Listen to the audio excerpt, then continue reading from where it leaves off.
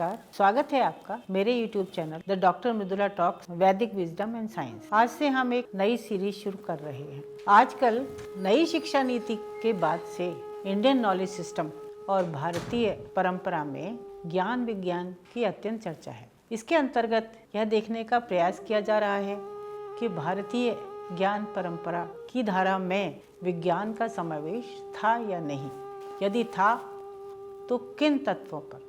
काफ़ी समय से वेदों में विज्ञान है, इस पर लोग चर्चा करते रहे हैं, पर ऐसा लगता है कि वेदों में विज्ञान को ठीक से समझकर ही जानने की आवश्यकता है।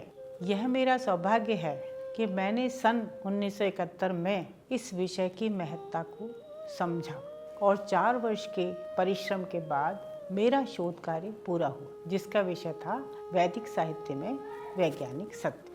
मेरा यह शोध कार्य ऋग्वेदीय ज्ञान परंपरा पर आधारित है। मुख्य रूप से इसमें सृष्टि उत्पत्ति, सौर मंडल और उसमें होने वाली घटनाएं, ग्रहों की गति, मूल कण, परमाणु रचना, सूर्य ग्रहण आदि का वेदों से उद्घाटन किया है। यह शोध पुस्तक के रूप में भी प्रकाशित हो चुका है। कई शोध पत्र प्रमुख शोध पत्रिकाओं में छपे हैं। इस विषय पर मैंने विविध विश्वविद्यालयों और संस्थाओं में अपना कार्य प्रस्तुत किया है, जिसे श्रोताओं ने बहुत सराहा। मुझे खुशी है कि इस विषय पर अब लोगों की जिज्ञासा है। इसी सोच ने मुझे आपसे बातचीत करने के लिए प्रेरित किया। इसमें मैं आपको यह बताऊंगी कि ऋग्वेद में निहित वैज्ञानिक सत्यों को कैसे उद्घाटित करें। इसके लिए मैंने एक प्रक्रिया तैयार की है। आज के इस वीडियो में मैं यह समझाने की कोशिश करूंगी कि वेदों में विज्ञान को तलाशने का रास्ता कठिन है। पहले विद्वानों ने जो प्रयत्न किए हैं उन पर चर्चा करते हुए मैं अपना विषय आपके सामने रखूंगी। वेदों को युगों युगों से बहुत ही श्रद्धा से देखा जाता रहा है। ये ज्ञान का अथाह सागर है। प्रायः यह माना जाता रहा है कि वेदों के आध्यात्मिक अर्थ हैं, लेकिन कुछ भारतीय विद्वान यह भी मानते हैं कि एक ही मंत्र के कई प्रकार के अर्थ हैं। वेदों में ऐसे शब्दों का प्रयोग किया गया है जो अनेकार्थक है, यानी कई अर्थ वाले हैं। शब्द का एक अर्थ लेने पर वैज्ञानिक अर्थ पता चलता है और दूसरा अर्थ लेने पर आध्यात्मिक अर्थ। कुछ मंत्रों में वैज्ञानिक अर्थ स्पष्ट रूप से दिखाई देता है और आध्यात्मिक अर्थ गूढ़ है, यानी छिपा हुआ है। कुछ में आध्यात्मिक स्पष्ट है और वैज्ञानिक गूढ़। गहराई से विचार करने पर दोनों अर्थ स्पष्ट हो जाते हैं। कुछ विद्वानों ने वेद मंत्रों के वैज्ञानिक अर्थ किए हैं।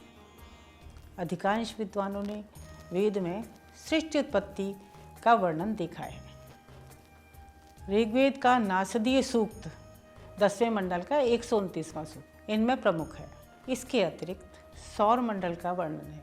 इस वर्णन में सूर्य का आकर्षण, पिंडों की गति, ग्रहों द्वारा सूर्य का चक्कर लगाना और सूर्य का उन्हें प्रकाशित करना आदि हैं। इस प्रकार विद्वानों ने वेद मंत्रों में वैज्ञानिक सत्यों को खोजने का प्रयास किया है, पर इन सब विद्वानों ने शब्दों के व्याकरण आदि के आधार पर ही अर्थ किया है।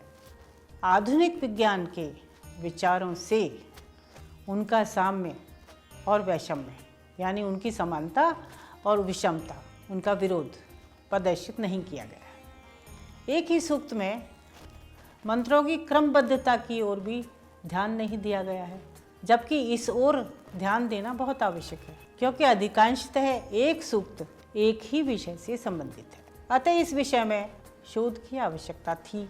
एक ऐसी पद्धति विकसित करनी थी जो वेदों के वैज्ञानिक भाष्य को सामने ला सके। मंत्रों में ऐसे शब्दों का प्रयोग किया गया है जो अनेक अर्थ वाले हैं। किसी शब्द का जो वैज्ञानिक अर्थ हम एक स्थान पर ले रहे हैं, वही अर्थ अन्य स्थानों पर भी लेना होगा। साथ ही इस बात का भी ध्यान रखना है कि पूरे सूक्त में किस तरह का अर्थ संगत हो रहा है।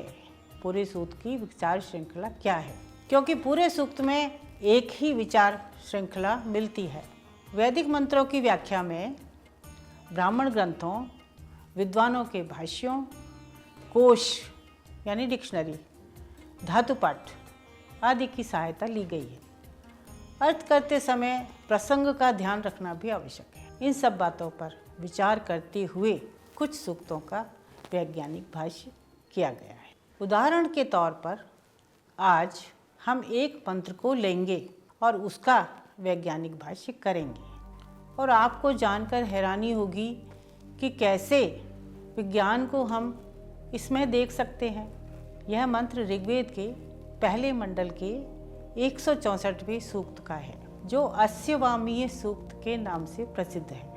यह सूक्त वैज्ञानिक सत्यों से भरा हुआ है। डॉक्टर संपूर्णानंद ने डॉक्टर कुनन राजा की पुस्तक द अस्यवामस्य सूक्त हाइम की भूमिका में लिखा है कि इस सूक्त में 7 की संख्या का तो आध्यात्मिक अर्थ निकल सकता है, पर 720 की संख्या का कोई आध्यात्मिक अर्थ नहीं निकल सकता। आज हम इसी सूक्त के एक मंत्र का वैज्ञानिक भाष्य करेंगे। मंत्र इस प्रकार है। सप्त युञ्जन्ति रथम एक चक्रम एको अश्वो वहति सप्त नामा त्रिनाभिचक्रम अजरम अनर्वम यत्रेमा विश्वा भुवनाधितस्तु।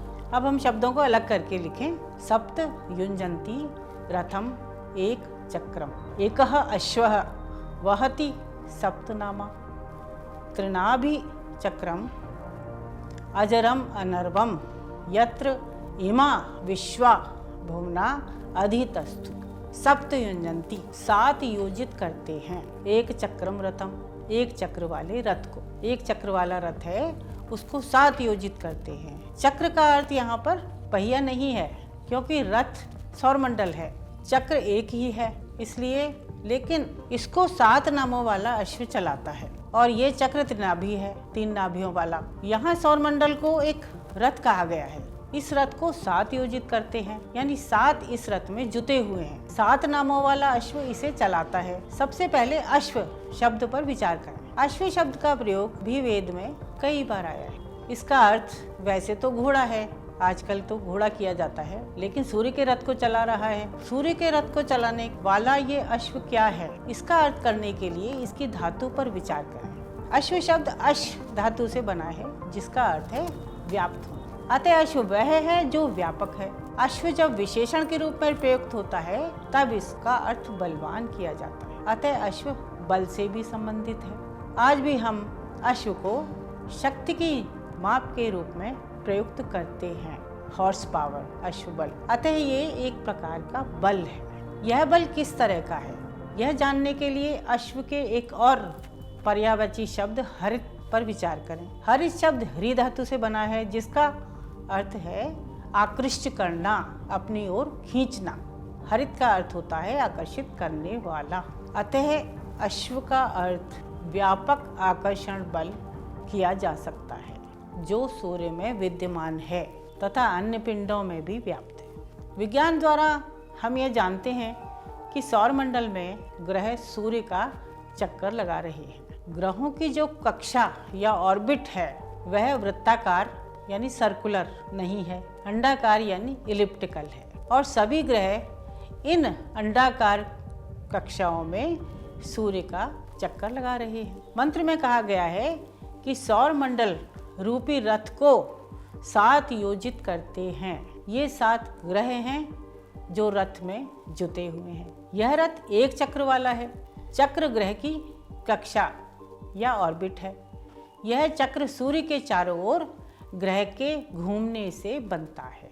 एक अश्व जो कि 7 नामों वाला है वह रथ को चलाता है।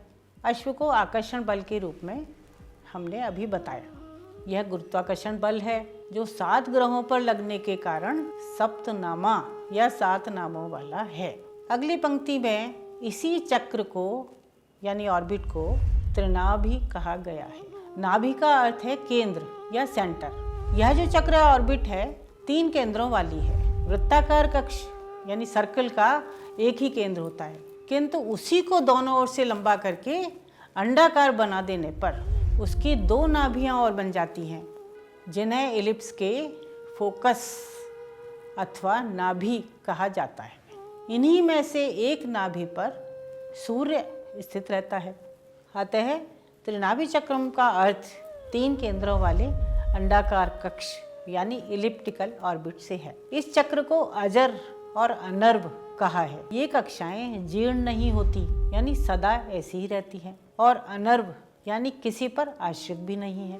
अर्थात गुरुत्वाकर्षण बल के नियम में बंधा हुआ ग्रह स्वतः यानी अपने आप ही सूर्य के चारों ओर अपनी कक्षा में भ्रमण करता रहता है। आगे कहा गया है यत्र यानी जहाँ, अर्थात उन ऑर्बिट्स में ये सारे भुवन स्थित हैं। भुवन शब्द का अर्थ शब्दकोश में पृथ्वी किया है। यहाँ पर क्योंकि ये बहुवचन में है, इसलिए यहाँ सभी ग्रहों की ओर संकेत करता है। अर्थात सभी ग्रह इन कक्षाओं में रहकर सूर्य का चक्कर लगा रहे हैं। यहाँ त्रिनाभि शब्द बहुत ही महत्वपूर्ण है। इस एक शब्द द्वारा एक बहुत बड़े वैज्ञानिक सत्य को प्रकट कर दिया गया है कि ग्रहों की कक्षाएं या ऑर्बिट्स अंडाकार या इलिप्टिकल हैं।